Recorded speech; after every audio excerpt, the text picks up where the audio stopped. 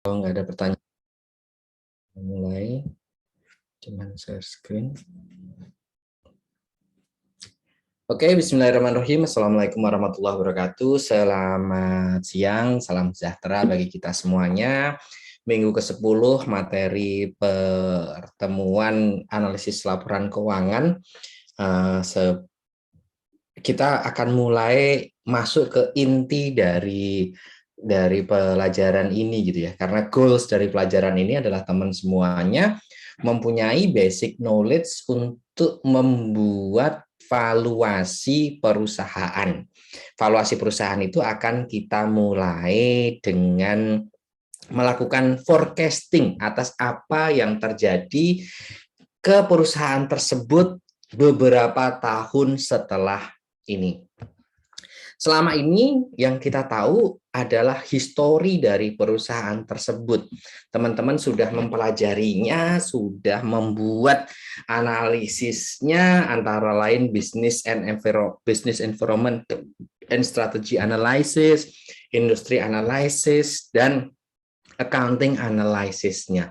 Teman-teman tahu bagaimana sih lingkungan perusahaan tersebut, persaingannya seperti apa, bagaimana daya tawar dia ke konsumen, bagaimana daya tawar dia ke pemasok.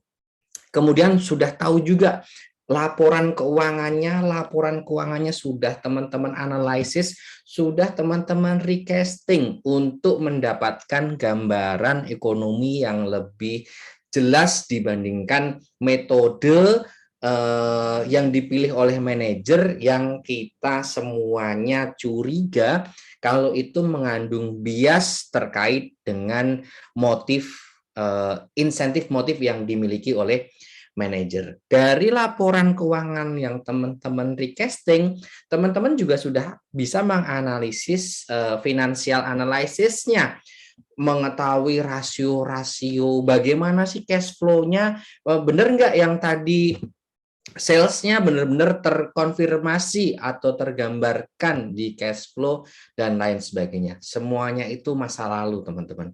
Kita tinggalkan masa lalu tersebut. Kita sekarang akan memandang masa depan. Kira-kira perusahaan ini itu mau kemana? Dengan siapa? Semalam berbuat apa? Oh, bukan ya, bukan itu ya. Mau di mana? Dengan ada yang sudah mengetahui lagu-lagunya Noah di aransemen lagi, itu seharian istri saya nyetel itu terus gitu ya. Jadi ya namanya kami kan muda dengan lagu-lagu itu ya, wis muda, sekarang udah tua kayaknya. Jadi sekarang kembali lagi gitu. Masa depannya itu akan seperti apa? Prospektif analisis ini nanti akan menghasilkan intrinsic value. Intrinsic value ini akan kita ketahui minggu depan. Kalau minggu ini kita akan mencoba melihat forecastingnya dulu.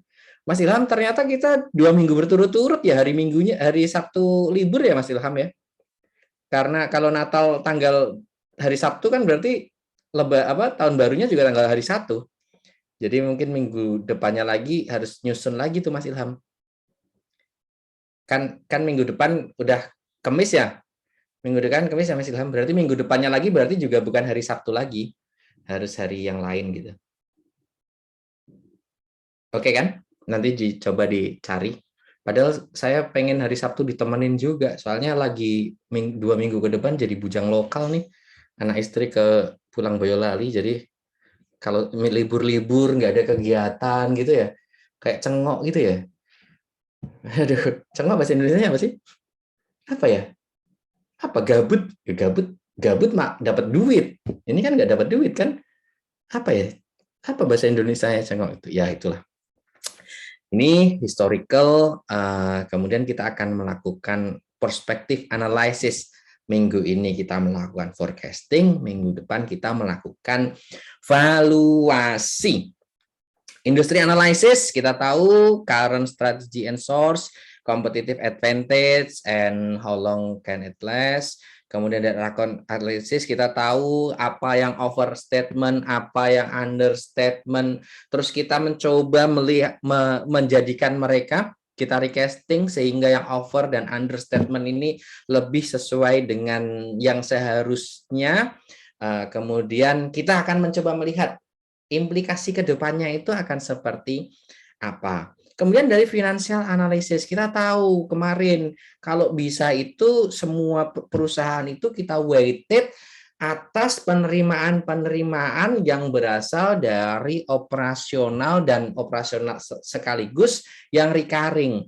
Kalau penerimaan-penerimaannya itu nggak operasional dan nggak recurring, 1 tahun bisa bagus banget, tetapi nanti di tahun berikutnya itu nggak ada dampaknya.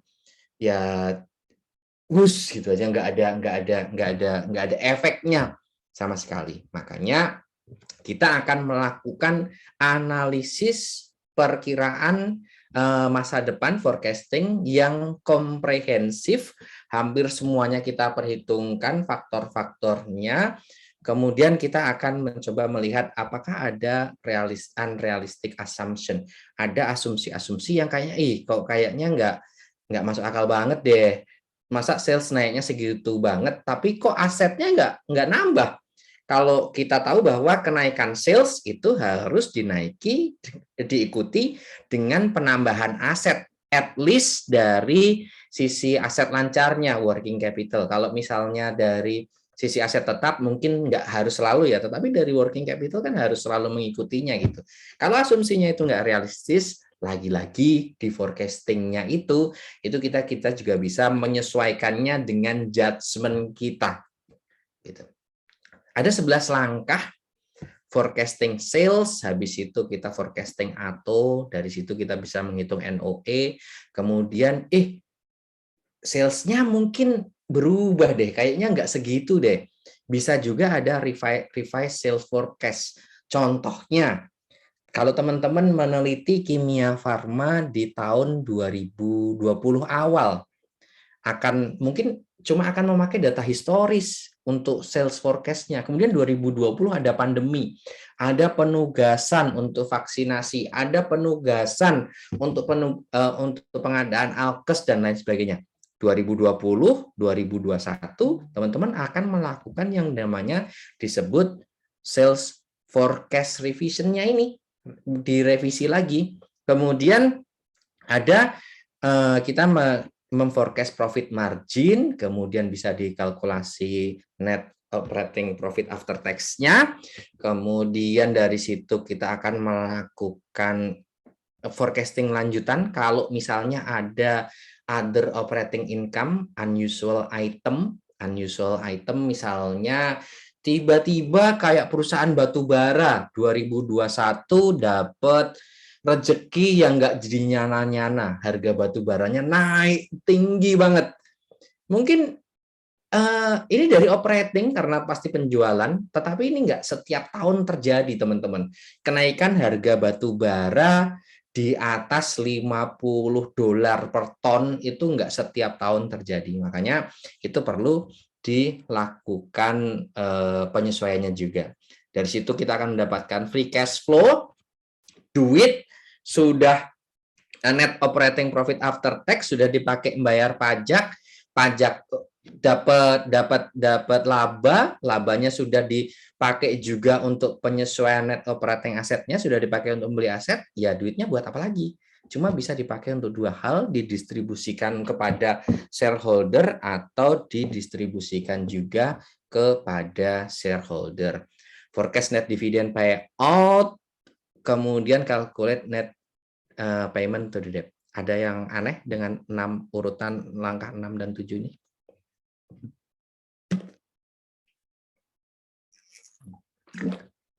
Ada yang aneh, teman-teman? Ada yang aneh? Ada, Om. Ada, apa Mbak? Apa Mbak Komang? Terkait dividen dulu bukan, Om? Iya, dividen dulu. Kok dividen dulu ya? Bukannya debt itu lebih senior ya? Harusnya dibayar dulu dong debt-nya. Bukan dibayar dividennya dulu. Dividen itu kalau ada sisa gitu ya. Teman-teman, kita akan kembali ke teori bahwa kalau menggunakan teori dividen payout model. Dividen payout model ngomong kalau misalnya perusahaan itu tend to pay dividennya di level yang di level yang stabil. Jadi kalau dulu sudah membayar dividen 4%, ya sekarang akan membayar dividen 4% lagi. Lah kalau rugi gimana? Bayar utangnya dari mana? Bayar utangnya mereka mungkin malah mendahulukan dividen supaya perusahaannya itu nilainya nggak turun, utangnya akan dibayar dengan melakukan refinancing, teman-teman. Gali lubang, tutup lubang. Karena ada lagu, ada yang nggak tahu ya lagu ini. Gali, gali, gali, gali, gali lubang, tet. Gali, gali, gali, gali, gali lubang, tet. Lubang digali, tet. Lubang. Ini kan si siapa itu? Si siapa? Siapa grupnya Roma Irama? Grupnya Roma Irama? Ada yang tahu siapa? Siapa? Soneta. Soneta. Soneta kan dia gitu. Gitu. Jadi gitu ya Mbak Komang ya. Kenapa didahulukan dividen payout modelnya? Dan lagi yang melakukan forecasting ini adalah orang yang pengen membeli hasilnya nanti goals-nya minggu depan itu adalah nilai dari perusahaan. Makanya mereka pengen didahulukan nih teman-teman. Karena goals-nya kan nilai dari perusahaan. Tapi kita semua tahu bahwa kalau dalam kasus debt holder itu didahulukan harus dibayar dalam kasus apa teman-teman? Ketika apa? Ketika pilot. Ketika pilot sudah nggak bisa mampu bayar lagi, di kuratornya dia akan mendahulukan debt holder dibandingkan dengan dividennya, dengan haknya shareholder. Nah, kalau misalnya pas masih perusahaan itu belum pilot, mereka akan mendahulukan dividennya, untuk debt holdernya malah bisa dilakukan dengan cara dibayarkan dengan cara refinancing, baik dari lubang tutup lubang itu tadi. Sudah itu dapat net after tax cost of debt, kemudian comprehensive income, kemudian kita akan mencoba ngeceknya pakai dua rumus equity. Hasilnya harus sama, cara satu, cara dua hasilnya harus sama. Kalau cara satu dan cara dua hasilnya sama, perhitungan kita benar. Seperti itu. Belum benar ya, belum tentu ya. Perhitungan kita balance kan belum tentu benar ya. Tetapi kalau tidak balance itu pasti salah gitu kan. Kan gitu ya teman-teman ya. Nyicil apa ya? Nyicil ayam lah ya, nyicil ayam apa? Nyicil ayam itu bahasa Indonesianya apa ya? Apa ya orang Jawa? Nyicil ayam itu apa bahasa Indonesianya? Apa? Apa ya? Nggak ada ungkapan bahasa Indonesianya kayaknya ya. Nyicil ayam itu apa ya? Udah tenang duluan lah, ke perkara nanti ternyata beda sama dosen, aku udah merasa pede dulu gitu ya. Oke. Kemarin dari kelas ini nilai tertinggi 4, dari kelas sebelah 7, kok 7? 3 gitu ya. Jadi 7 orang gitu yang nilainya tertinggi gitu. Aduh. Ya, tapi seneng aja. Kalau nanti ke depan 10 orang pun janjinya ya tetap sama. Nah, sekarang untuk menghitung forecast dan beberapa ke depan, sales forecast atau profit margin sama dividen payout, kita akan menggunakan dua pendekatan ini, teman-teman. Geometric dan arithmetic average. Masih ingat? Kalau mau ditanya tahun depan, saya berinvestasi, misalnya saya berinvestasi, investasinya itu ada return di masing-masing tahun. Saya sudah berinvestasi selama 5 tahun, masing-masing ada return-nya. Masing-masing ada return-nya. Terus habis itu, ketika ditanya, tahun depan kira-kira return saya akan berapa ya? Itu saya akan memakai geometric apa arithmetic average, teman-teman? Apa? Saya punya sederet return investasi selama beberapa tahun ke belakang. Terus ketika ditanya tahun depan saya kira-kira return-nya berapa ya? Itu saya pakai arithmetic atau geometric average, teman-teman. Masih ingat? Gimana Mbak Kristanti? Udah. Kalau total dari tahun sebelumnya pakai geometrik, Pak. Gimana Mbak? Kayak saya kurang jelas tadi Mbak. Kalau total return dari yang dihitung dari akumulasi return dari tahun sebelum-sebelumnya itu pakai geometrik bukan Pak? Oh, nah. Kalau saya mohon maaf saya nggak jelas tadi Mbak Kristanti ngomong apa. Jadi kalau misalnya tahun depan returnnya berapa, itu kita akan menggunakan aritmetik. Tetapi kalau 5 tahun ke depan saya akan mendapatkan return berapa, saya akan menggunakan geometrik. Gitu ya teman-teman ya. Untuk angka yang lebih volatile, naik turunnya luar biasa, geometric average ini akan lebih akurat, tetapi di beberapa kasus arithmetic average juga sudah cukup gitu. Di sini nanti dijelaskan kok mana yang harus pakai arithmetic, mana yang harus pakai geometrik, itu akan disampaikan dengan jelas di materi ini.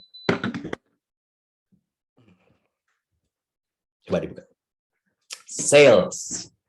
Kita akan memperkirakan minggu depan kita akan memperkirakan intrinsic value dari perusahaan. Di materi minggu sebelumnya, sebelum OTS, kita tahu bahwa yang harus kita weighted itu adalah pendapatan-pendapatan yang bersifat operasional dan bersifat recurring. Apalagi yang bersifat operasional dan recurring dan merupakan pendapatan utama perusahaan selain daripada sales. Makanya langkah pertama adalah memforecast sales. Dari forecast sales itu nanti kita akan mendapatkan growth. Growth yang kita dapatkan dikalikan dengan last year sales itu kita akan mendapatkan next year sale. Nah, sekarang pertanyaannya, dari mana growth itu akan kita dapatkan? Yang pertama, kan kalau ada kuantitatif, ini kuantitatif, cara kuantitatif, yang kedua cara kualitatif. Yang kuantitatif, kita akan menggunakan average sales growth over last year. Last year-nya berapa year, Pak? Seberapa cukupkah cukup? Seberapa panjangkah panjang? Ada rule of thumb yang disepakati oleh para analis, teman-teman. Mereka akan menggunakan last year-nya itu antara 3 sampai 10 tahun. 3 sampai 10 tahun. Ada lagi satu kesepakatan juga, tahun-tahun outlier itu dikeluarkan dari sales growth ini. Apakah tahun-tahun outlier itu? Jadi teman-teman di ekonometrika mempelajari ada kalau data-data pakai dummy gitu, tahu nggak kalau misalnya ada yang disebut data sampah. Jadi kalau data itu benar, tapi kalau kita masukkan ke model, malah modelnya jadi berantakan. Teman-teman udah sampai di situ atau nanti akan ada materi tentang itu nggak? Kalau harusnya itu di materi awal-awal ya, karena data kan di awal ya. Tahu nggak kalau pengertian seperti itu? Tahu tahun-tahun yang hancur banget atau jelek banget itu harus bagus banget itu sebaiknya dikeluarkan. Jadi kalau misalnya ya data-data outlier gitulah. Soalnya kalau itu akan ngerusak model, teman-teman. Akan ngerusak model. Kemarin tugas terakhir saya waktu masih jadi kepala seksi pengembangan model analisis, itu saya disuruh ngerunning ulang modelnya World Bank yang dulu kerjasama dengan saya juga, menggunakan data yang diupdate sampai dengan masa pandemi. Kan dulu kan saya sama World Bank sepakat kalau datanya sampai tahun 2019 aja, karena 2020 itu masa pandemi nanti akan ngerusak model. Saya sama World Bank udah sepakat seperti itu, akhirnya ketemu modelnya. Habis itu kemarin atasan meminta saya untuk merunning ulang dengan menggunakan data sampai dengan pandemi. Bener, malah jadi udah sampai R-square, teman-teman. Kalau misalnya ini udah sampai R-square-nya malah jadi turun banget. Tingkat apa yang tidak bisa dijelaskan oleh model itu akan meningkat gitu. Makanya kalau ada data seperti itu mending di take out aja. Nanti akan kita praktekkan yang outlier itu seperti apa contohnya. Itu kalau pakai kuantitatif, pakai rata-rata. Rata-ratanya menggunakan aritmetik yang forecast sales ini. Udah ada di belakang, nggak usah dicatat. Aritmetik, ini pakai aritmetik. Itu yang kuantitatif. Nah, kualitatifnya pakai apa? Perkiraan ini nggak selalu harus sesuai dengan historis. Teman-teman bisa juga pakai value driver yang lain. Contohnya GDP. Kita ingat bahwa pemerintah setiap bulan Agustus itu selalu mengeluarkan yang disebut dengan asumsi makro tahun depan. Jadi bulan Agustus itu teman-teman sudah bisa memperkirakan tuh penjualan perusahaan saya kira-kira akan naik berapa ya dengan menggunakan GDP growth yang dikeluarkan oleh pemerintah. Pemerintah ngomong nanti akan naik 5,6%. Ya udah kita ikutin aja dengan anggapan bahwa porsi pasar kita tidak terganggu oleh pesaing, penjualan kita normal dan lain sebagainya. Kenaikan pertumbuhan ekonomi akan diikuti dengan kenaikan pertumbuhan penjualan perusahaan kita. Karena kan ekonomi tumbuh itu kan berdasarkan beberapa hal. Anggap aja semuanya tumbuhnya sama, tidak di satu sisi. Nah, GDP growth ini juga di breakdown. Kalau misalnya teman-teman mau nyari, di sini ada Buka, ada BRI, dan lain sebagainya. Di masing-masing sektor itu juga ada breakdown-nya. Coba nanti cari datanya di Bappenas. Itu akan lebih akurat lagi dibandingkan menggunakan general GDP growth yang dikeluarkan oleh pemerintah. Satu. Ada lagi yang disebut dengan expected growth. Ini biasanya ada di laporan keuangan, teman-teman. Contohnya SMGR, ini saya cari nih. Karena kebetulan kemarin ada teman nanya, dia mau ujian CSA. Di SMGR, asumsi pertumbuhan itu ada. Volume penjualannya, tingkat pertumbuhannya akan ada. Ini lagi bisa dipakai juga. Mereka kan mengeluarkan angka ini, SBI, TLCC, dan Silog ini kan mereka kan sudah ngitungnya dengan berbagai macam value driver ya teman-teman. Jadi ya kita percaya aja lah sama mereka gitu ya. Di sini karena ada range, di sini kan ada range teman-teman. Kalau ini kan tepat ya, 4%. Karena ada range, kita bisa melakukan justifikasi lagi. Apakah akan cenderung miring ke kanan atau cenderung miring ke kiri, teman-teman? Cenderung miring ke kanan atau cenderung miring ke kiri. Dari mana justifikasinya? Ya kita membaca situasi dari asumsi bisnis, asumsi strategi, dan asumsi-asumsi lainnya. Makanya pemahaman atas masa lalu perusahaan itu penting untuk memperkirakan masa depan. Ini kepake banget kayaknya ilmunya ya. Dia masa lalunya baik-baik kok, nggak nyeleneh-nyeleneh. Kalau pacaran selalu disakitin, tapi dia nggak pernah menyakiti. Kayaknya ke depan, kalau aku jadikan pasangan hidup, akan menjadi pasangan hidup yang sempurna deh. Kepake kan ilmu forecastingnya teman-teman? Kita pahami masa lalunya untuk melihat masa depannya. Kepake kan? Pakai. Terus dia kita valuasi berapa, Pak? Valuasi berapa? Mungkin lebih pinter anak-anak Makassar kali ya, yang itu? Uang panaiknya itu kan berdasarkan spesifikasi mereka ya, berdasarkan spek gini ya. Spek lulusan STAN, pegawai Kemenkyu, Direktorat Jenderal Pengelolaan Pembiayaan dan Resiko. Oh, itu kira-kira berapa ya uang panaiknya? Ya kan ada speknya. Itu valuasi itu. Jadi kalau teman-teman mana? Teman-teman Sulawesi Selatan yang teman-teman Bugis lebih advance lagi ya. Kalau kita kan cuma forecasting, mereka sudah memvaluasi ya. Valuasi. Untung istri saya dulu nggak, valuasinya cuma seperangkat alat sholat dan draft skripsi. Serius itu jadi mas kawin saya itu draft skripsi. Karena saya disuruh sama bapak ibu saya cepat-cepat nikah kan, karena khawatir kan pacaran jauh udah sejak kelas 2 SMA, tapi baru kali ini kami di satu kota yang sama tanpa pengawasan orang tua. Jadi bapak ibu saya khawatir, udah cepetan rapiin. Tapi belum lulus, ya udah draft skripsinya dijadiin mas kawin. Dan ternyata sampai anak saya umur 1 tahun, draft skripsi itu masih tetap draft, nggak jadi 2 tahun, 4 semester gitu. Aduh, hampir DO dulu dari Mercu Buana. Ya gitu, masa lalu. Sekarang kita melihat masa depan. Oke. Itu teman-teman, expected growth. Jadi source-nya itu banyak. Lah kok tadi kenapa pakai 3 sampai 5 tahun? 3 sampai 5 lagi. 3 sampai 10 tahun. Ini teman-teman, ini kayaknya diambil dari materi Mankeu ya. Teman-teman masih ingat nggak? Behavior of growth over everyone from over times. Ini diambil dari bukunya Titman nih. Pak Askolani bikin materinya ini. Jadi kalau produk kita itu baru dikenalkan,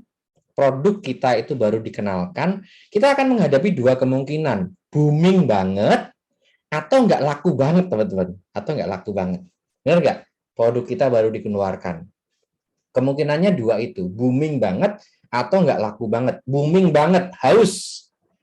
Ada yang kangen haus? Di kotanya ada haus. Boba murah, 8.000, udah bisa bikin kena penyakit diabetes gitu ya. Haus, booming banget. Tapi ada juga yang mungkin nggak begitu terkenal ya. Apa yang nggak begitu terkenal ya? Awal-awal susah gitu ya. Mobil, misalnya ini kita ambil mobil aja lah, mobil aja. Sama-sama produsen dari Cina. Ada dua produsen yang masuk ke Indonesia di waktu yang hampir berbarengan. Satunya Wuling, satunya DFSK. Ada yang tahu DFSK? DFSK, bacanya DFSK. Ada yang tahu DFSK? DFSK dengan produknya DFSK Glory, Wuling dengan produk andalannya Convero, Almas, dan lain sebagainya. Wuling booming banget. Gimana nggak booming, teman-teman?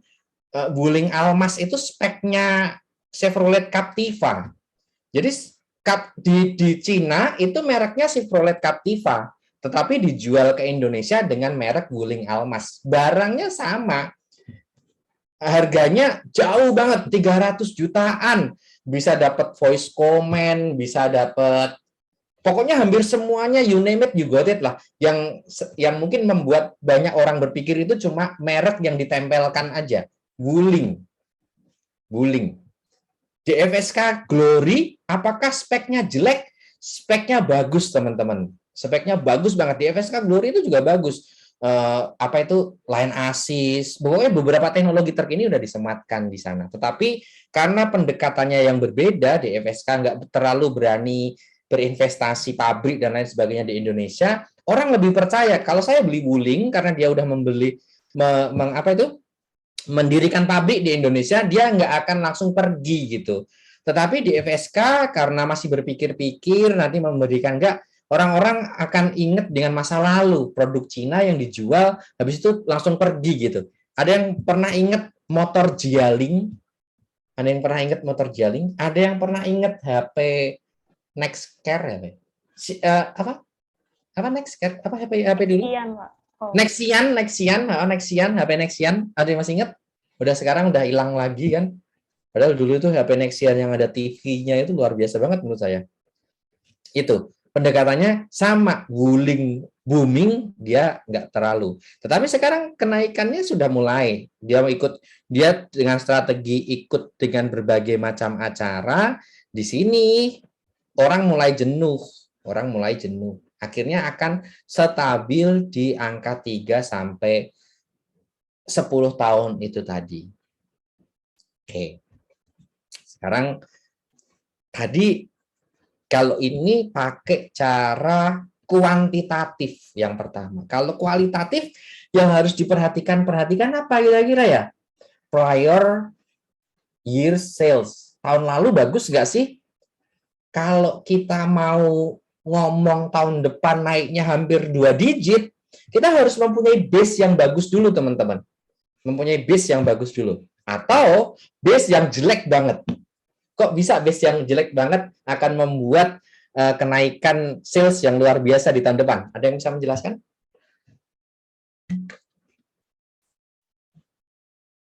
Ada yang bisa menjelaskan? Kok base yang jelek malah bisa membuat kenaikannya itu drastis? Ini yang bisa menjelaskan? Harganya yang murah, Pak. Apa, Mas? Harga yang lebih di bawah standar. Bukan harga yang di bawah standar. Misalnya ini, teman-teman. Kalau ini ada sales tahun 2006 sebesar 1635. Anggap aja ini base bagus gitu ya. Kalau misalnya ini jadi 1.000, kenaikannya kan akan lebih drastis kan teman-teman. Karena faktor yang di bawah itu pembilang atau pembagi sih? Aku kok lupa-lupa terus. Pembagi ya, yang di bawah itu ya. Faktor pembaginya lebih kecil teman-teman. Bisa nggak? Bisa dimengerti nggak? Bisa kan? Bisa? Oke, jadi ini saya balikin seperti itu. Jadi kalau nggak bagus banget, ya jelek banget sekalian. Bagus banget itu akan menjadi basis di size of target market, jelek banget akan menjadi apa itu pembagi yang untuk perhitungan growth-nya. Jadi bisa working in a both ways. Bisa teman-teman dipahami untuk prior year sales? Kalau sedang-sedang saja ya mungkin akan lebih gampang bagi kita. Kemudian compare store growth.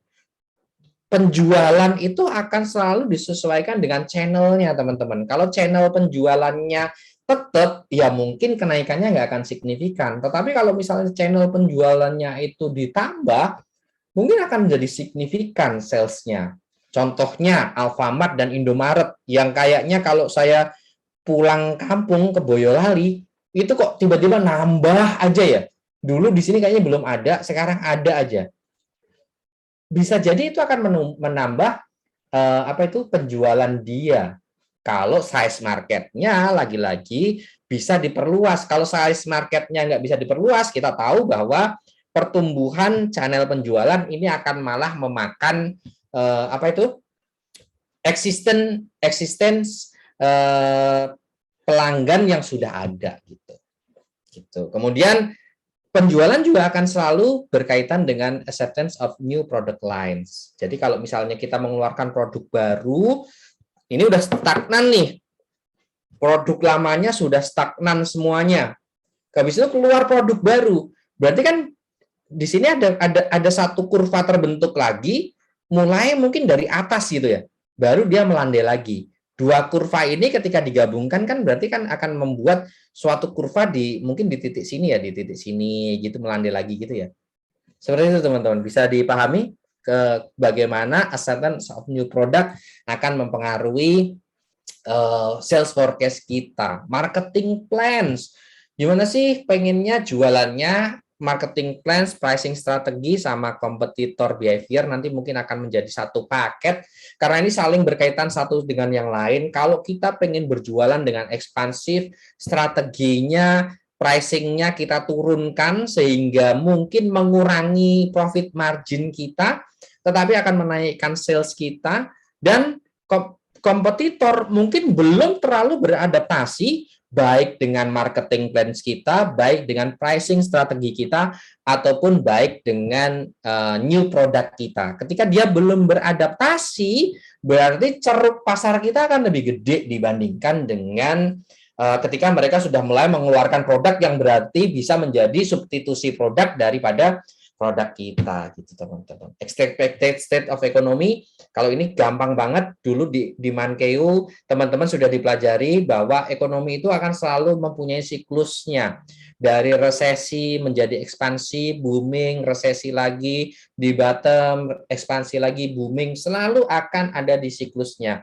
Ketika kita sudah berada di satu tahap, ada kemungkinan kita akan berubah ke tahap yang lain karena pemerintah tidak akan bisa membiarkan booming terus, pengendali kebijakan fiskal dan moneter tidak akan membiarkan booming terus, karena kalau booming terus nanti inflasinya akan terlalu tinggi. Jadi mereka dengan alat-alat kontrol fiskal dan moneternya, mereka akan bisa mengendalikan ekonomi gitu. Seperti itu. Size target market tadi udah dibahas, the project degree of market penetration can be considered hopefully.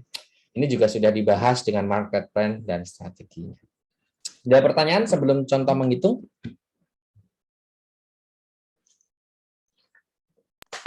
Izin Om, terkait tugas kita sebelum tes itu berarti dilanjut atau kita harus lanjut ya Om? Lanjut nanti sampai dengan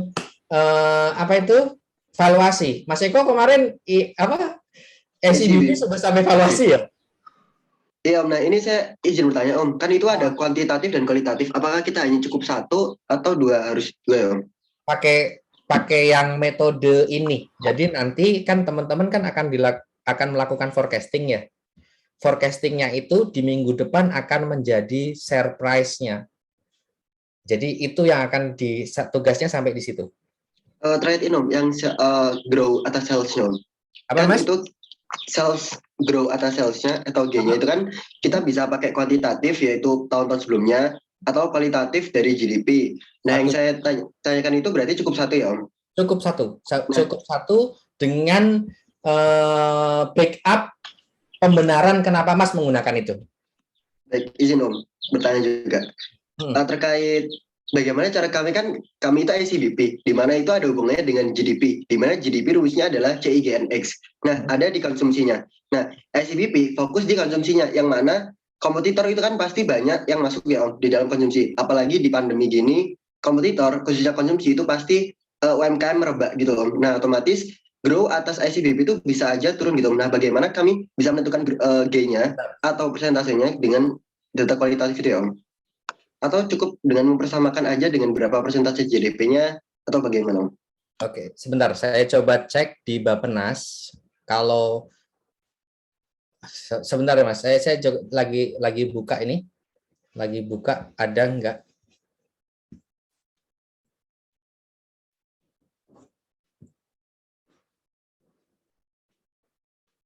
Sebentar.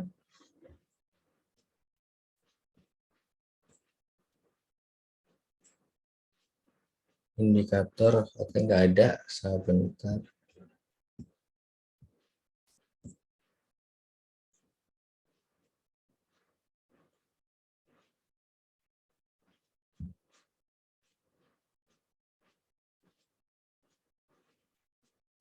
Jadi saya nanti jadi saya carikan, coba saya carikan Mas Eko dan teman-teman ICBP atau teman-teman yang lainnya.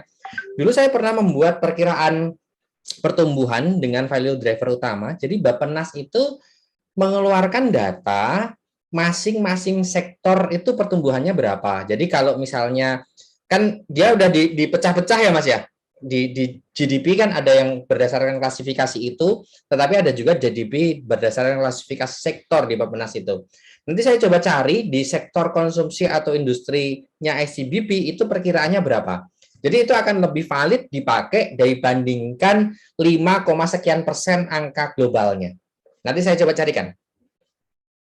Baik, terima kasih banyak Om sebelumnya. Ya, sama-sama. Ada kok sekarang nggak nemu ya saya ya. Ini kok cuma kayak gini. Mana tadi? Tadi kok ini kok nggak apa itu? Nggak seperti yang saya cari. Tapi nanti adalah saya coba cariin. Ada kok Mas. Jadi kalau misalnya pakai GDP growth, pakainya growth untuk sektor tersebut. Growth untuk sektor tersebut. Jadi nanti asumsinya ya pangsa pasarnya ICBP tetap Mas. Kompetitornya nggak signifikan banget dan lain sebagainya. Nggak ada mengeluarkan, tapi saya dulu paling suka Indomie kari ayam. Kalau sekarang untuk kuah saya paling suka mie sedap laksa Singapura ya. Apakah itu mempengaruhi pangsa pasarnya ICBP? Ada teman-teman yang sudah mencoba mie sedap laksa Singapura? Micinnya nagih teman-teman. Micinnya nagih. Micinnya nagih. Gitu. Mbak Tesya sama? Suka juga? Suka Om. Suka kan ya Mbak ya? Micinnya nagih kan Mbak ya? Kental gitu kuahnya Om. Ada ini ya teman-teman. Ada santannya. Ada santannya. Kayak bukan mie instan, kayak beneran masak ya Mbak ya? Iya. Kalau saya modal dikit, Mbak, ini jadi lapar ini. Saya tambahin, saya kan kalau misalnya belanja gitu ya, saya belanja sama istri, sering ngambilin itu yang apa itu, olahan ikan curah itu loh. Apa itu bakso ikan, terus kaki kepiting yang lurus-lurus. Waduh, itu Mbak Tesya coba deh. Nanti Ya. saya recreate. Kenapa Mbak? Nanti resepnya saya recreate Om. Iya Mbak. Jadi kan jangan lupa di tag ya. Dan nanti kalau misalnya teman-teman semuanya, kayaknya ini juga salah satu, istri saya kemarin ngebayangin makan kayak gini pas musim dingin gitu ya, kayaknya enak banget gitu. Semoga teman-teman semuanya bisa merasakan mie sedap laksa Singapura di musim dingin, di suhu minus, di negara manapun itu suatu saat ke depan. Amin. Nanti tugas itu kayaknya udah hilang teman-teman. Pas makan ya, habis itu ingat lagi setelah saya makan. Seperti itu Mas Eko, mau dilanjutin? Ya, izin lanjut pertanyaan dong. Kan kalau kalau kita semisal pakai kuantitatif kan itu bisa 3 sampai 10 tahun ya Om. Nah, itu datanya kita bebas memilih atau gimana ya Om? Kan ataukah bisa 3 aja atau harus 4 atau gimana Om? Terkait tahun. Jika tidak ada angka yang outlier banget, naiknya signifikan banget atau turunnya signifikan banget, semakin panjang data akan semakin akurat. Semakin panjang data akan semakin akurat. Tetapi jika tidak ada data-data yang outlier banget, nilainya itu apa itu signifikan banget gitu ya, ya kita cari pokoknya dapat 3 itu aja udah cukup gitu. Contohnya ini Mas, kita berpedomannya di sini. Maaf.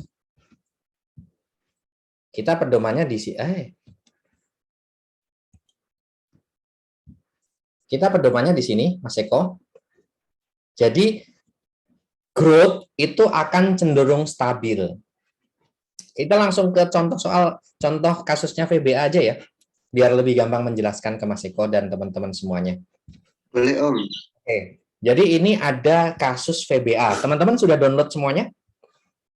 Sudah download semuanya kasus VBA? Kalau misalnya teman-teman download, di sini kan 8% ya langsung ya. Ada yang udah download di LMS? Belum? Kalau belum, nggak apa-apa, nggak saya marahin. Kalau belum, nanti kalau download, nemunya di sini 8%, teman-teman. Langsung ngitung ke belakang 8%. Terus 8%-nya itu dapat dari mana? Kan saya tanya kan ke Pak Askolani sama Pak Eko yang membuat sheet ini, dapatnya dari mana? Kok kalau saya hitung pakai rumus nggak temu, Pak? Itu dari asumsi-asumsi yang ada di VBA, Pak. Oke, berarti kalau ini adalah angka yang didapatkan dari perhitungan kualitatifnya. Terus sekarang kalau nyari kuantitatif, kira-kira VBA ini growth-nya berapa sih? Makanya saya coba cari di recasted-nya. Ini ada 5 tahun sehingga akan ada 4 growth, teman-teman. Cara nyari growth, teman-teman udah paham kan? Cara nyari growth, kita loncat lagi nih. Jadi cara nyari growth, ini adalah selisih dari tahun lama, tahun X dikurangi dengan X minus 1, ketemu selisihnya, ini adalah growth secara nominal. Secara persentase, growth-nya adalah selisih growth nominal dibandingkan dengan base year-nya. Ketemulah growth-nya 0,35. Nggak ada yang kebingungan di sini? Kalau ada yang kebingungan nanti kita tunggu sampai semuanya paham. Karena ini kepake sampai valuation. Kalau forecasting ini nggak paham, 2 soal IC salah, teman-teman. Jadi udah pasti, saya kayaknya pasti keluar deh ini, forecasting sama valuation ini pasti keluar di mana itu? Di ujian nanti. Jadi kalau nggak paham, tanya saja. Daripada nanti teman-teman kebingungan. Oke, sudah tahu caranya dapatnya 35? Oke, terus habis itu ke 10, 8, dan 10. Terus saya cari growth-nya. Mas Eko nanya, ini berapa tahun? Terus yang dikeluarkan yang seperti apa?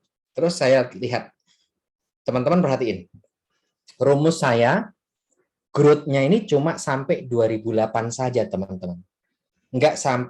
Saya nggak ngambil angka 0,35-nya nggak saya ambil. Ketemu 9 itu 0,35-nya nggak saya ambil. Kenapa nggak saya ambil? Karena kalau saya ambil hasilnya adalah 15,65. Akan menyalahi diagram seperti ini, bahwa growth itu tend to stable. Padahal kita tahu bahwa 35-nya ini Terjadinya kapan sih? Terjadinya di tahun 2007 di sini, bukan terjadi di sini. Kecuali misalnya ya, sehingga maaf saya kalau misalnya saya lompat lagi. Sehingga setelah ini harusnya turun terus stabil, dan ini kita lihat teman-teman, dia sudah mulai menuju ke angka stabil 10, 8, 10 di kisaran itu aja, nggak yang signifikan. Kalau saya bikin 15, nanti dia akan naik gini, baru turun lagi. Jadi akan menyalahi apa itu self forecast hukum ya, apa ya, rule of thumb lah. Ini bukan apa itu, bukan apa itu, bukan suatu hukum atau apa, tapi ini adalah rule of thumb-nya. Kalau misalnya sales itu harus growth-nya itu stabil di satu waktu tertentu. Jadi angka 35-nya saya hilangkan. Kalau misalnya ini terbalik 0,35 di sini dan 0,8 di sini, ini akan saya pakai teman-teman. Growth-nya akan saya pakai tetap jadi 4 gini, jadi 35, 10. Habis itu di sini ke depan di tahun 2011 dia akan saya pakai 33,76. Saya ikutkan. Kenapa? Karena 35 ini baru terjadi di tahun 2009. Jadi dia mungkin either tadi saya sampaikan, saya contohkan dia mengenalkan produk baru yang bisa mempengaruhi sales, atau dia melakukan strategi marketing plan yang berbeda, pricing strategi, kompetitornya nggak adaptif atau apapun, target sales marketnya jadi saya nggak, kalau misalnya itu terjadi di tahun ini 35 gitu ya, dari 0,8 terus habis itu 35 karena strategi tadi, mungkin dia akan melandainya baru mulai dari sini. Gitu. Bisa dipahami Mas Eko dan teman-teman semuanya bagaimana menghilangkan data outlier atau enggak? Kalau dia itu mepet ke tahun forecasting, pakailah data ini. Pakailah data ini. Dengan catatan, data ini adalah karena alasan ini. Misalnya, perusahaan batu bara nih. Ini tahun 2020 aja, anggap aja 2020 ya. 2020, ini 2021. Naik tinggi banget harga batu baranya. Kemudian apanya itu sekarang sudah mulai turun lagi sehingga akan menurun. Apakah angka ini akan saya pakai 35 kalau perusahaan batu bara? Pendapat teman-teman semuanya, saya pakai nggak?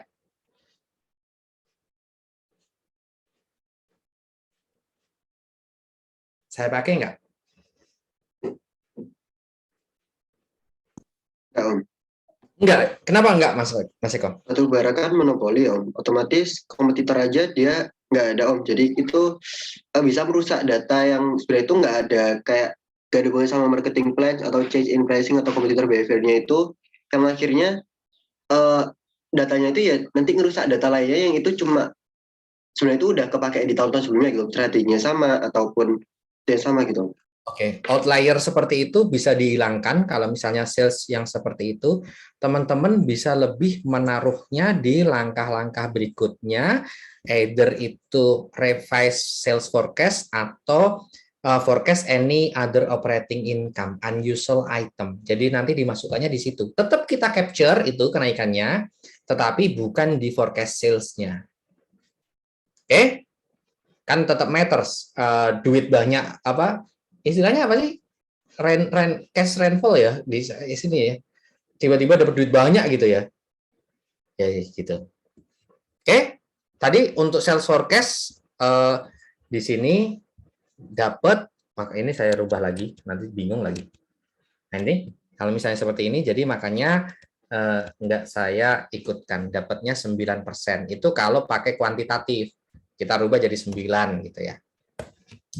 Kalau misalnya download dapatnya cuma 8, dapatnya dari mana Pak 8? 8 itu dari angka kualitatif di kasusnya VBA. Yang sayangnya kita nggak mendapatkan penjelasannya ya, VBA itu kasusnya seperti apa. Itu teman-teman, ada pertanyaan? Oke, sekarang kita lanjut sebelum kita fokus ke Excel, kita lanjut ke PowerPoint-nya dulu ya. Nanti kita balik lagi ke Excel-nya. Ini contohnya 16, 17, ya itu di rata-rata jadi 16, 20. Gampang, arithmetic average kan gampang kan? Nggak ada, bingung? Ada yang bingung rumusnya? Arithmetic average rata-rata biasa. Arithmetic average itu hanya rata-rata biasa, nggak perlu di rumus susah-susah. Nah, sekarang kita pakai ATO nih. ATO, asset turnover, tend to be stable as a function of technology in the industry. Atau asset turnover itu akan stabil, teman-teman, kecuali ditemukan breakthrough teknologi yang mempengaruhi industri tersebut. Saya ambilkan contoh lagi sama-sama di industri otomotif. Teman-teman tahu bahwa saat ini produsen otomotif itu berlomba-lomba untuk memproduksi mobil ramah lingkungan. Mobil ramah lingkungan. Tesla lah yang paling prominent ya, selangkah ke depan karena dia memproduksi mobil listrik. Toyota dengan generasi hybrid keempatnya yang diproduksi sejak Prius dan sekarang sudah dipasangkan di berbagai macam produknya Toyota maupun Lexus gitu ya. Produsen-produsen lain juga sama, berlomba-lomba memproduksi mobil listrik. Satu produsen agak nyeleneh, Mercedes-Benz, dia akan mencoba selain listrik, dia juga mencoba mengembangkan mesin hidrogen.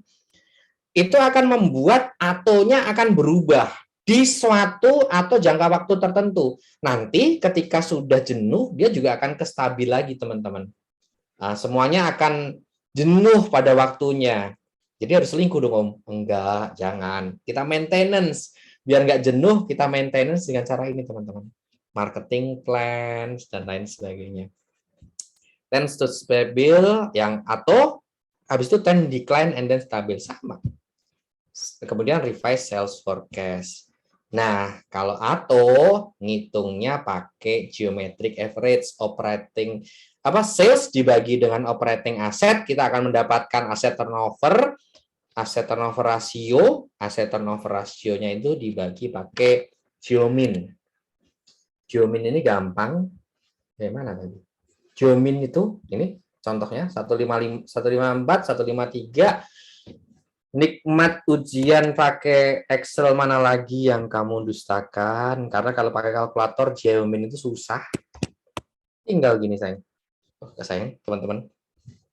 Tinggal geomin sama dengan geomin. Yang jadi masalah, rumus geomin ini nggak akan ketemu kalau salah satunya negatif. Kalau tahun lalu waktu pas Menkeu kan teman-teman kan disuruh memperkirakan return kan ada negatifnya ya. Kalau negatif dia akan jadi 6. Mas Rizky masih nyimpen rumus yang saya kirim dulu nggak? Yang untuk ngakalin geomin ada negatifnya. Nyimpen nggak Mas Rizky? Sudah lupa, Om. Udah lupa ya? Nanti saya kirim. Cuma karena ini bukan berhubungan dengan return investment, harusnya nggak akan ada negatifnya ya teman-teman ya. Harusnya nggak akan ada negatifnya. Kok bisa nggak ada negatifnya Om? Kalau nanti Pak Eko atau Pak Askolani iseng, kan sales kan nggak mungkin negatif kan teman-teman. Growth-nya bisa negatif, tapi sales-nya kan nggak mungkin negatif kan ya. Sales-nya kan nggak mungkin negatif ya. Asetnya orang belum dijual, belum likuidasi, ya nggak bakalan negatif kan teman-teman aset. Jadi kayaknya nggak bakalan negatif deh kalau ini. Jadi geomin yang normal di Excel tadi masih bisa kepake. Ada yang masih bingung cara ngitung geomin? Ada yang bingung cara ngitung geomin? Sama dengan geomin. Oh, tuh, function. Jadi, kok 2? Nah, tuh. Ada pertanyaan sampai sini? Kemudian kalau sudah kita hitung profit margin. Profit margin ini susah banget teman-teman untuk menambah atau menguranginya. Kenapa? Kita harus bersaing dengan perusahaan lain dan lingkungan bisnis kita dan lain sebagainya. Sehingga profit margin juga cenderung stabil. Kita cari profit marginnya dulu, baru setelah itu akan mendapatkan NOPAT-nya, net operating profit after tax-nya setelah kita mendapatkan profit marginnya. Profit marginnya hitungnya caranya gimana? Pakai arithmetic average biasa. Rumus profit margin semuanya tahu kan ya? Tahu kan ya rumus profit margin kan? Dapatnya oke. Tahu. Temu. Habis itu cari deh. Kan tadi kan kita kan sudah merevisi other sales revised sales ya. Kalau misalnya ada kayak tadi batu bara tiba-tiba harga naik, kimia farma tiba-tiba mendapatkan penugasan pemerintah, ada pandemi, perusahaan-perusahaan farmasi, perusahaan-perusahaan rumah sakit, Siloam dan lain sebagainya yang saat ini apa itu go public. Di tahun itu kan sudah melakukan revised sales ya. Gimana kira-kira ketika mereka mempunyai operating income tetapi unusual item.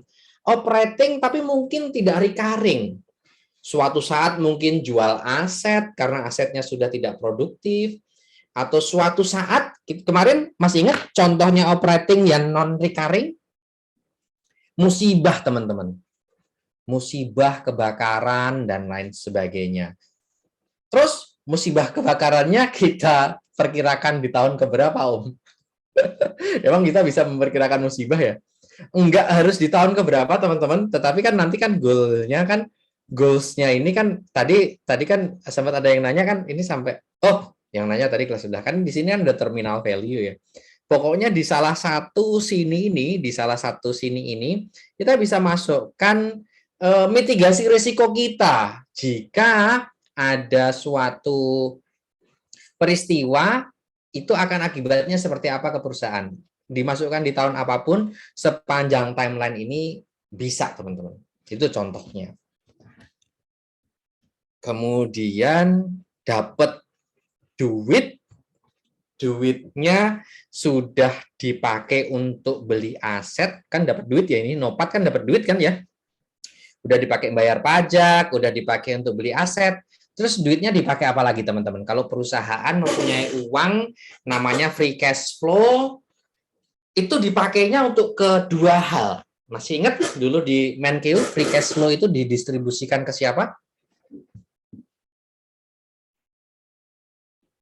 Didistribusikan ke bondholder dan juga ke shareholder, teman-teman. Ya kan? Dapat free cash flow didistribusikan ke bondholder dan shareholder. Cuma tadi, loh kok ke shareholder dulu Pak, karena mereka tend to stable over the time. Perusahaan itu akan mencoba mempertahankan valuasi dia dengan cara memberikan dividen payout ratio yang stabil. Dan kita tahu bahwa akan bondholder itu akan lebih senior benar, tetapi bisa dibayar dengan cara refinancing, teman-teman. Refinancing berarti ya tadi gali lubang tutup lubang. Setelah dibayar free cash flow, anggap aja free cash flow itu satu dikurangi dengan dividen payout, sisanya pasti akan ini stabil pakai arithmetic average lagi. Kemudian sisanya pasti akan dibayarkan ke debt holder. Rumus yang langkah ke-9 nanti akan lebih gampang saya jelaskan menggunakan Excel-nya. Rumus ke-10 comprehensive income berarti nopat dikurangi dengan net financing expense itu adalah comprehensive income. Rumus ke-11 adalah kita cek benar nggak perhitungan kita menggunakan ini. Sekarang kita ke sini. Ada pertanyaan dulu teorinya sebelum ke cara ngitungnya? Enggak. Yang paling krusial tadi udah banyak yang ditanya. Pada 9 ini forecasting. Jadi kalau download hasilnya 8. 8-nya dapat dari pendekatan kualitatif. Kalau pakai pendekatan kuantitatif hasilnya 9%. Nggak perlu dijelaskan lagi atau masih ada yang perlu penjelasan? Pokoknya ini saya tunggu sampai paham. Saya nggak pengen ada orang yang langsung salah 2 di valuasi dan forecasting dan valuasinya di soal apa itu? Soal UAS nanti. 40 kan? Sayang banget kalau salah.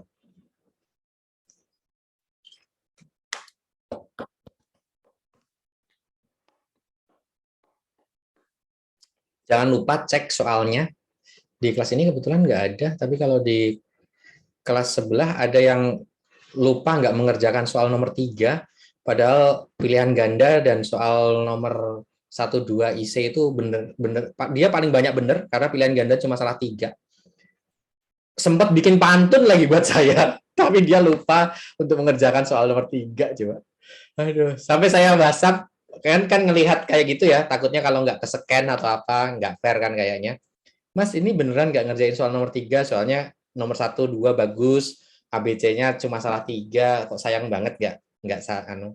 Ya sudah, 77. Jadi kalau dia bener bisa jadi nilai tertinggi tuh 97 ya. Sayang banget. Sempat bikin pantun juga. Tapi ya aku kerjakan soal nomor 3. Aduh. Nggak ada yang bertanya tentang sales forecast, karena pokoknya saya tunggu sampai semua teman paham. Kalau ada yang nggak paham, just pokoknya tanya aja. Mumpung saya ini. Kalau kemarin kan teman-teman ketemu Pak Hanskui ya. Pak Hanskui lebih senang pendekatan kualitatif, teman-teman. Dia lebih senang menggunakan saya daripada harus mempertahankan angka saya, lebih baik saya men-cite angka orang. Kalau kata Pak Hanskui, orang itu kan udah berusaha keras untuk dapatkan growth sales, ngapain saya susah-susah? Gitu kalau pendekatannya Pak Hanskui. Benar nggak? Daripada mempertahankan angka saya, mending saya dikasih usaha saya tinggal ngasih bintang, kalau kata Pak Hanskui, usaha saya tinggal ngasih bintang diambil dari Om Kumis. Gitu aja. Kalau pendekatannya Pak Hanskui gitu. Oke.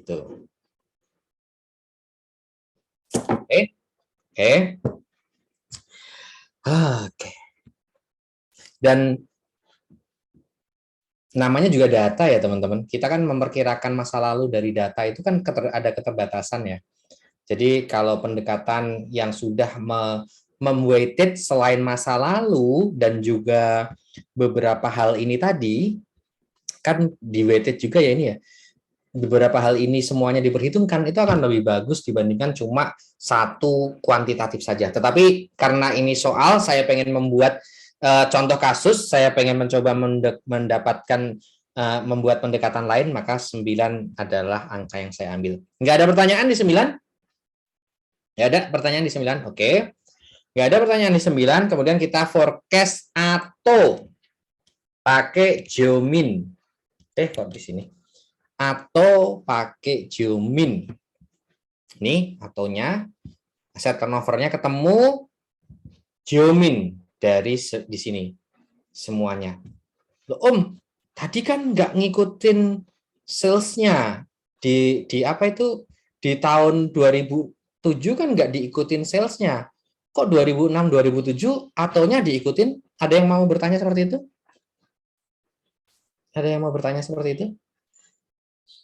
Nggak ada? Nggak ada. Kalau ini diikutkan saja teman-teman, nggak apa-apa. Kalau ini diikutkan saja, karena semakin panjang jangkauan data akan semakin akurat geominnya. Kan tadi sudah disebutkan kan, untuk data yang volatile, geomin akan lebih akurat dibandingkan dengan arithmetic average. Ikutin aja atonya, profit marginnya dan lain sebagainya. Nggak ada pertanyaan di 97? Nggak ada? Oke, kalau nggak ada pertanyaan kita ke sini. Teman-teman, saya kelupaan. Tadi sudah kita recasting, Pak. Sudah kita recasting. Kok yang ditulis di actual sini bukan yang di recasting ya? Bukan hasil dari yang recasting ya? Kok dari yang sebelum di recasting? Kenapa? Kenapa, teman-teman? Karena kita itu akan mendapatkan uang, itu adalah porsi dari ini, teman-teman. Bukan porsi yang kita recasting. Pembagian dividen dan lain sebagainya nanti itu adalah persentase dari yang actual sales yang dicatatkan di laporan keuangan. Bukan yang kita recasting. Recastingnya ini akan mencoba membenarkan asumsi, tetapi dalam hal cash flow-nya itu tetap akan berdasarkan dari yang sudah ada. Oke, bisa dipahami yang di sini? Oke, lanjut. Kemudian profit margin dikalikan dengan profit margin atau kemudian sales dibagi dengan atau dapat net operating asset. Sekarang kita akan ada di revised sales.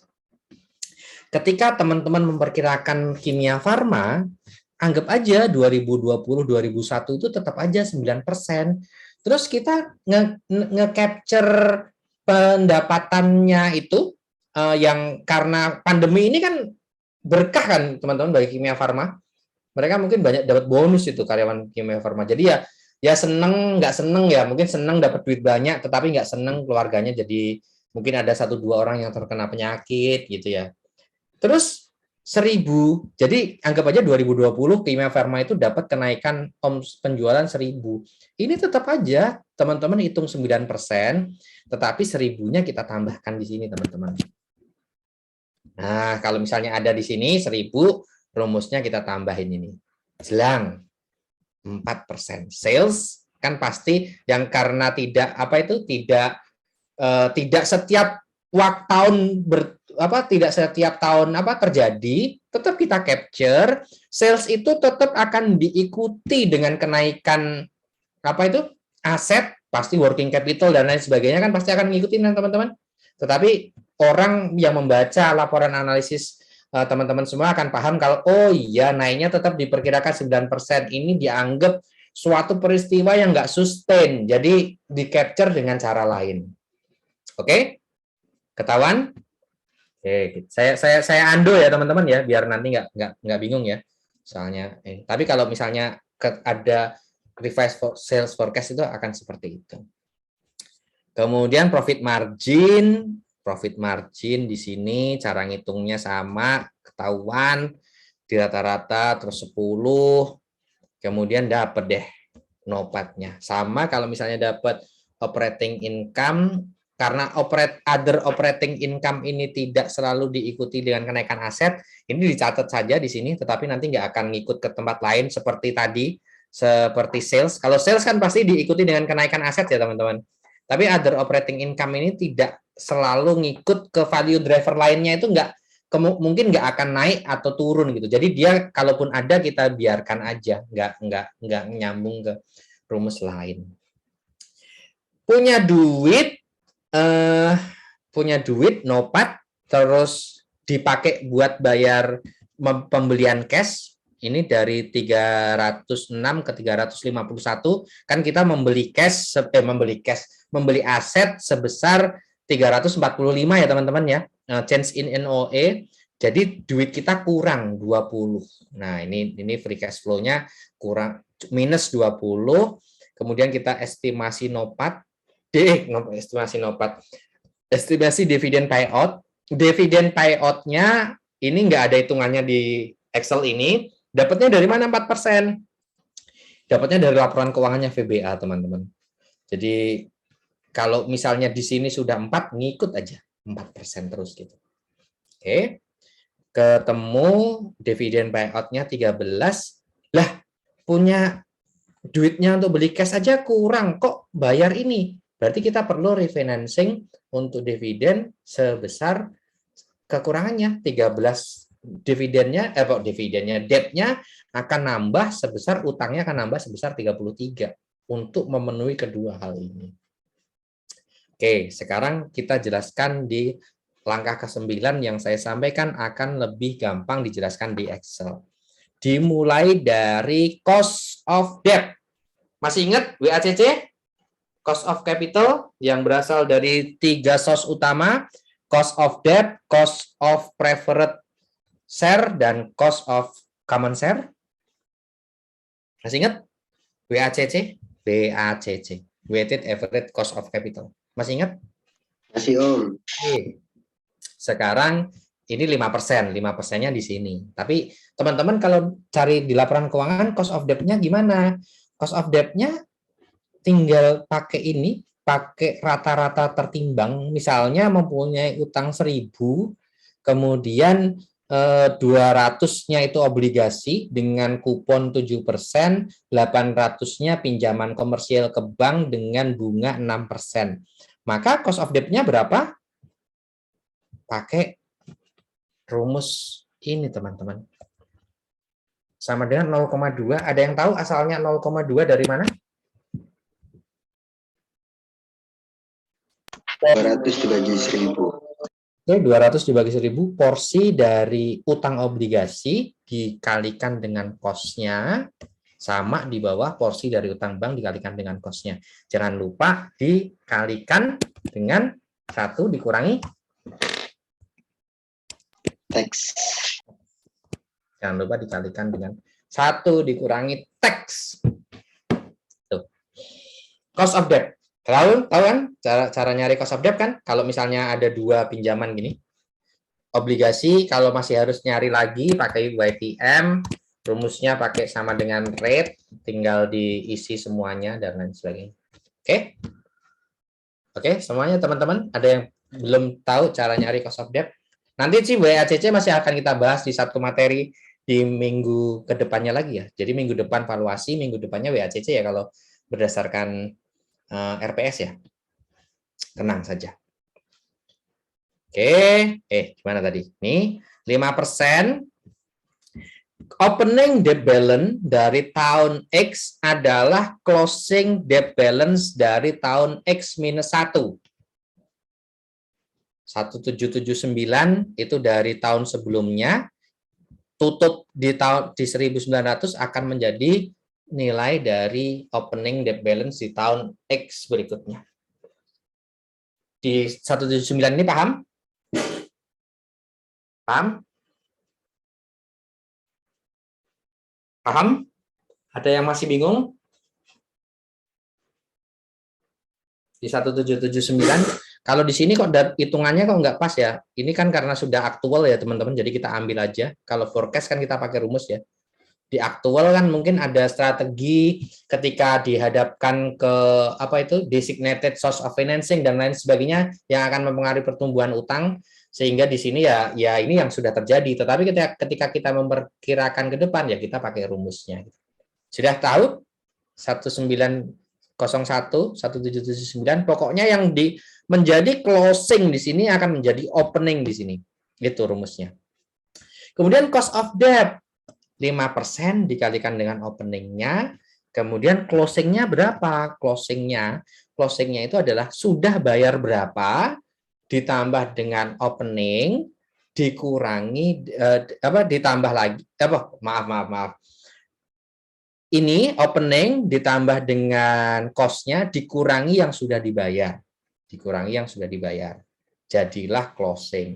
Dari sini kita tahu leverage-nya, bahwa perusahaan ini saat ini porsi utangnya lebih besar dibandingkan porsi ekuitasnya. Cuma ke depan ternyata dia defensif, teman-teman. Dia utangnya itu tidak ekspansif, dia lebih suka membiayai dari source yang lain. Dalam hal ini ekuitas ya sepertinya ya.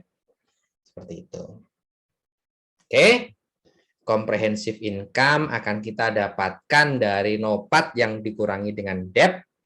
Kemudian kita cek teman-teman. Ekuitas itu rumusnya 2.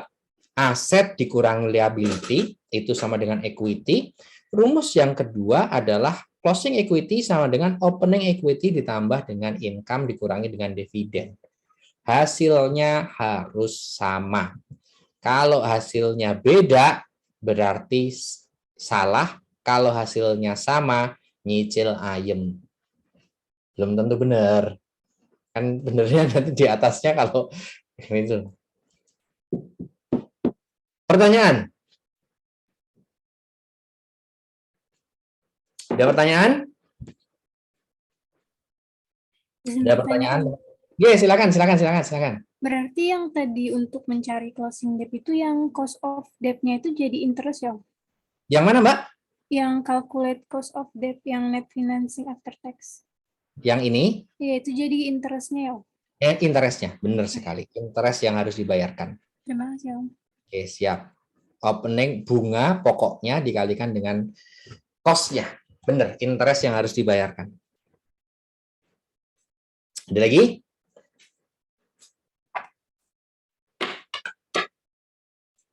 Ada lagi teman-teman? Izin, Om. Oke, silakan Mas Erisko.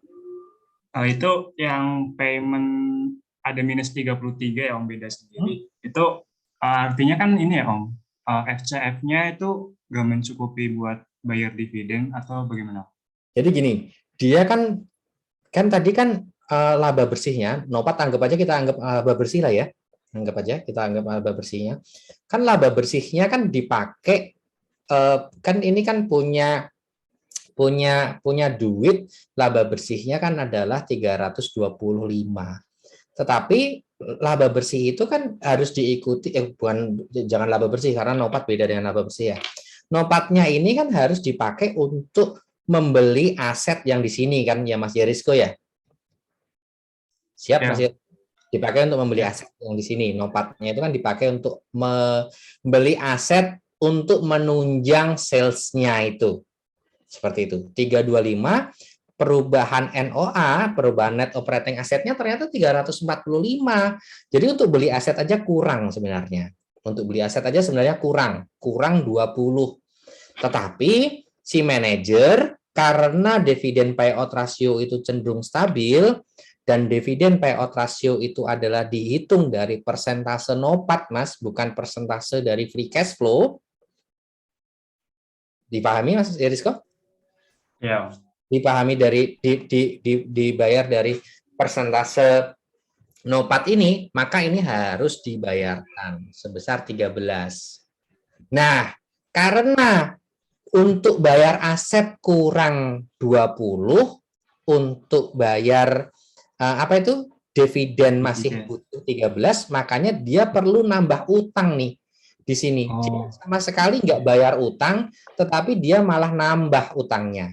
Makanya ketika closing, utang awal ditambah dengan interestnya, harusnya kan dikurangi dengan yang sudah dibayar ya Mas ya? Karena dia sama sekali bayar, makanya ditambah lagi dengan 33. Karena ini refinancing ini. Kalau nomor 8 minus gini berarti dia melakukan refinancing. Utang yang dibayar utang gitu. Oh ya, paham Om. Yep. Terima kasih Om. Yep, sama-sama Mas Yerisko. Ada lagi teman-teman? Ada lagi? Masih waktu 1 jam, jadi kalau yang belum paham silahkan bertanya. Ada lagi? Ada lagi? Nggak ada? Nggak ada? Nggak ada? Oke, nggak ada? Nggak ada? Nggak ada? Nggak ada? Serius nggak ada? Nggak ada? Nggak ada? Nggak ada? Oke, kalau nggak ada, kalau semuanya sudah paham, di apa? Saya izin take picture ya. Senyum. Yang open cam senyum.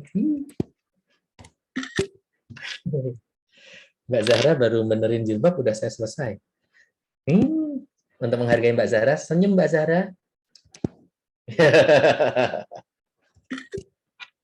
Aduh, Rizky sekarang main di Liga UEFA gitu ya, Barcelona. Nggak kebayang ya, Barcelona bisa di situ gitu ya. Oke, kalau nggak ada yang dipahami, contoh soal UTS itu ada di kuis teman-teman. Kuisnya ada di LMS. Jadi coba dipelajari, dikerjakan lah ya. Saya nggak akan nyuruh ngumpulin, nggak akan ngitung ini, karena kuis itu nanti akan saya jadikan bonus buat teman-teman semuanya ketika penghitungan nilai. Jadi jangan ngiri kalau misalnya yang nilainya kurang kok kuisnya tinggi banget. Terus misalnya Mas Eko nilainya udah gede, kok kuisnya dapat rendah gitu ya. Maksudnya misalnya saya batasin benchmark, ya pokoknya gampang lah kuis itu nilainya di saya. Terus coba kerjain sendiri yang ada di mana itu, yang ada di LMS itu, PT Parma itu coba kerjain sendiri. Minggu depan akan ada sukarelawan atau siapapun yang pengen mendapatkan nilai aktivitas maksimal. Kalau bisa yang udah mendapatkan granted-nya nggak usah lagi, jadi biar ada teman lain yang mendapatkan. Jadi kalau yang belum silahkan. Jangan nyari cheat sheet ke kakak kelas atau apapun itu. Pokoknya coba pahami soal itu karena nanti itu akan yang keluarnya itu seperti itu modelnya waktu ujian. Kalau teman-teman lebih bisa memahami akan lebih baik. Lebih baik salah, tetapi nanti setelah itu mengerti dibandingkan cuma ngerubah benar tetapi cuma ngerubah apa ya? Ngerubah dari Arial ke Times New Roman gitu ya. Kan enggak. Ya pokoknya jujur aja lah teman. Ada lagunya, jujurlah padaku. Gitu lah, pokoknya jujur, kerjain dengan sebaik mungkin. Kalau nggak paham nanti kita bahas bareng. Jadi minggu depan akan kita mulai dengan membahas soal kuis tersebut. Kemis, Mas Ilham? Iya Om. Oke, Iya. siap Kemis. Siap, semoga saya nggak ada meeting di hari itu, jadi bisa dilakukan. Oke, dikerjain. Saya kasih sekali kesempatan, ada yang mau tanya? Yang dikerjain tadi yang Parma ya Om ya? Yang Parma, yang Parma aja. Atau ada yang lain, yang Garuda atau apa itu?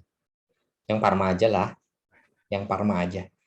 Itu udah dikerjakan oleh kakak kelas kalian. Jadi kalau mau asal bener ya ambil aja dari kakak kelas. Tapi kan nggak paham kan ya. Mending ngambil apa dari scratch, tapi paham gitu.